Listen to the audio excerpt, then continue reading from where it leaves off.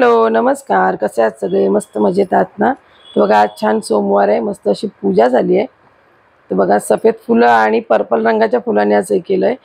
आणि शंकराची पिंडी माझ्याकडे नव्हती तर झाली, आता त्याला पण स्थापना केली तर व्हिडिओ नाही करता आला.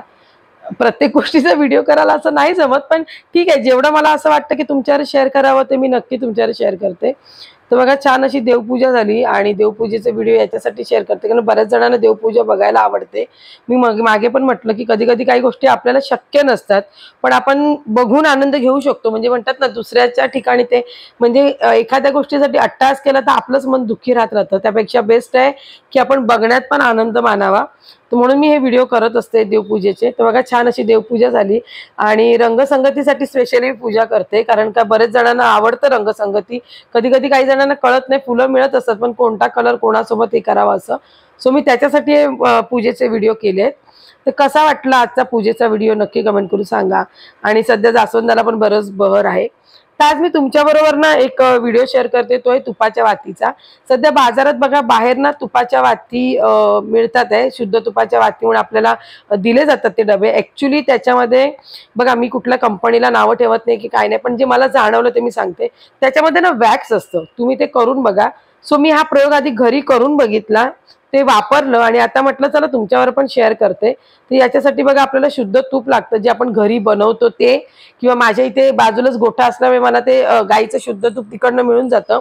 तर मी इथे बघा 100 ग्रॅमच घेतलंय, जास्त नाही घेतलंय. ते मेजर मी याच्यासाठी सांगते की त्याच्यानंतर साधारणतः म्हणजे 16 ते 18 दिवे बनले, त्याच्यासाठी मी तुम्हाला सांगितलं.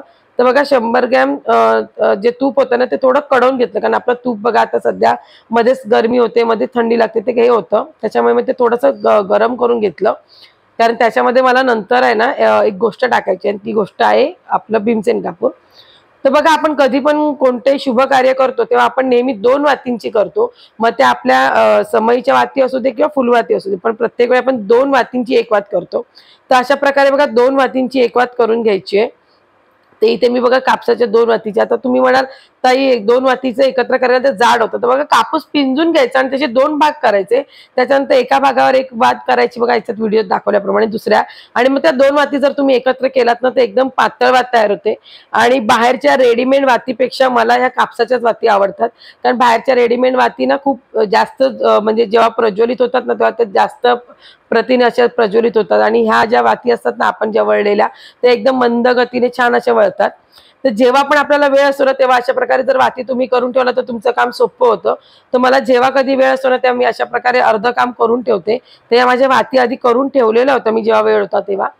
तर म्हटलं आज त्याच्यामुळे मला आज फायदा झाला की वाती कराव्या लागल्या नाही. तुम्हाला दाखवण्यासाठी मी 1-2 वाती करते. आणि या वातीला नंतर आपण ना कलर करायचा. आता तुम्ही म्हणाल कलर कसला करायचा? तर जे आपण तूप घेतलं होतं ना मेल्ट करून, तेच तूप थोडंसं आपण पिंजरमध्ये टाकणार आहे, जे आपलं कुंकू असतं ना त्याच्यामध्ये. हळद आणि पिंजर दोघांमध्येही तुम्ही करू शकता. मी तुम्हाला तिथे पिंजरचं दाखवते, पण मी हळदीचं पण करून बघितलं, खूप छान वाटतात ते पण दिवे. तर अशा प्रकारे बघा जेव्हा तुमच्याकडे कधी वेळ असतो ना तेव्हा ही जर कामं तुम्ही आधी प्रिपेअर करून ठेवलात ना, तुमचे दिवे ना एक म्हणतात ना एका दिवसात पण होऊन जातात. बाहेरच्या दिव्यांपेक्षा हे दिवे खरंच खूप छान प्रज्वलित होतात, बराच वेळ टिकतात आणि एक म्हणतात ना स्वतः बनवल्याचं एक समाधान पण मिळतं. आणि बाहेरचे वॅक्स मिश्रित दिवे वापरण्यापेक्षा शुद्ध तुपाचे दिवे कधीही देवासाठी चांगले. तर अशा प्रकारे बघा फुलवातीला आपण कलर म्हणतात ना जो बाहेर आपल्याला मिळतात बघा लाल कलर, तर अशा प्रकारे तुपामध्ये गोळून आपण पिंजर लावले. तसंच तुम्ही हळदही करू शकतात. तर आता हे आपण जे गरम केलेलं तूप होतं ते आता थंड झालंय. तर थंड झाल्यानंतर त्याच्यात आपण थोडंसं कोमट असताना भीमसेन कापूर टाकायचं आहे. मी तुम्हाला भीमसेन कापूरचं अगोदर पण सांगितलंय की भीमसेन कापूरमध्ये ऑक्सिजन लेवल जी असते ना ती जास्त असते, आणि दिव्याला जर ऑक्सिजन मिळत राहिलं तर तो दिवा बराच वेळ प्रज्वलित होतो. तर जसं आपण तेलामध्ये वापरतो तसंच तुपामध्ये पण आपण भीमसेन कापूर घालणार आहोत त्याची पूड करून. आणि अशा प्रकारे बघा साचे मिळतात बाहेर, हे आता चॉकलेट मेकिंगचं आहे. तर माझ्याकडे तो होता, जर कोणाकडे नसेल तर तुम्ही बर्फाच्या ट्रेमध्ये किंवा पंत्यांमध्ये पण तुम्ही अशा प्रकारे करू शकता. तर अशा प्रकारे मेल्ट झालेलं तूप जे आहे ना ते आपण याच्यात ठेवणार आहोत. आणि हे सर्व भरून झाल्यानंतर हे फ्रीजमध्ये ठेवायचं आहे.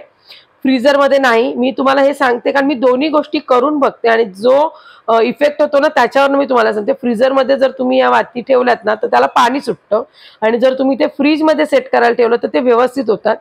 बघा शुद्ध तूप असल्यामुळे त्या फ्रीजमध्येच ठेवावे लागतात आणि बाहेरचे आपण जे दिवे आणतो ते बघा ते लोक सांगतात की बाहेर ठेवू शकतात कारण त्याच्यामध्ये वॅक्स मिक्स असल्यामुळे ते आपण बाहेर ठेवलं तरी ते विरघळत नाही.